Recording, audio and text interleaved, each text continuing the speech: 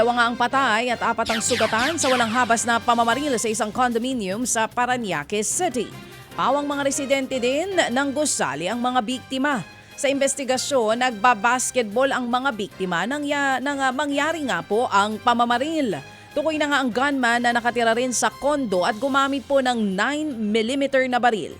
Isa sa tinitignang motibo sa krimen ang personal na galit ng suspect sa isa sa mga biktima. Tinutugis po ang suspect na dati na ring may kasong homicide sa Taguig. Tiniyak naman ng management ng condominium na nakikipagtulungan sila sa mga pulis para sa investigasyon. Handa rin daw silang magbigay ng tulong sa lahat ng biktima at sa pamilya nito. Sa pool sa CCTV kung paanong nilooban ng grupo ng mga kawatan ng isang jewelry shop sa Quezon City. Makikita ang isang lalaking naka-helmet na bigla na lamang pumasok sa tindahan. Sunod-sunod namang pumasok ang 5 pang lalaking naka-helmet din. Pinapasok ng isang lalaki ang isa sa mga bantay ng shop sa isang kwarto. Dali-dali nilang nilimas ang halaga po ang kalahating milyong pisong halaga ng alahas. Nasa 100 piso naman po ang halaga ng ninakaw na cash. Agad tumakas ang grupo matapos po ang pagnanakaw.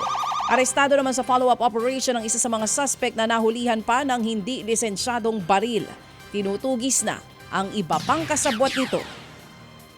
Naharang naman po ng mga otoridad ang halos 30 million pesos na halaga ng hinihinalang shabu at ecstasy na tinangkang ipuslit sa NAIA. Galing sa Berlin, Germany ang mga parcel na idineklara bilang garden sculpture at may recipient sa Pasig City. Itinago pa ang droga sa loob po ng isang figurine. Tinutugis na ang nasa likod ng tangkang pagpupuslit ng droga.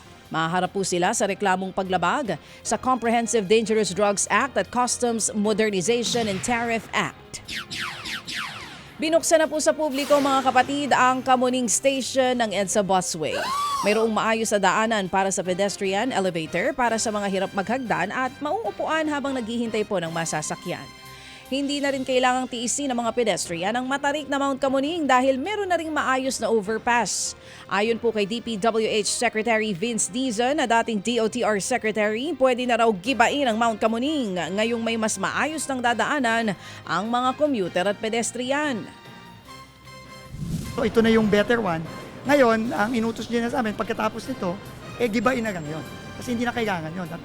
Alam niyo naman, napakadelikado no, kawawa yung mga kababayan natin, gago na yung mga seniors, tsaka yung may mga kapansanan ng konti, delikado, baka ma-aksidente pa. Ito talaga ang patunay na seryoso si Pangulo na talagang pagandahin yung experience ng ating mga commuters. Mga kapatid, brothers and sisters, saan ka pa? Dito na tayo sa totoo.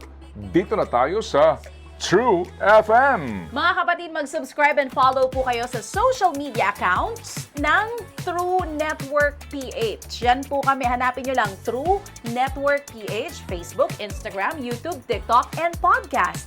Mapa Apple or Spotify man yan, mahahanap nyo kami. Lahat ng mga napapanood at napapakinggan nyo po sa programa, nasa social media accounts namin yan. So paano mga kapatid? See you sa social media!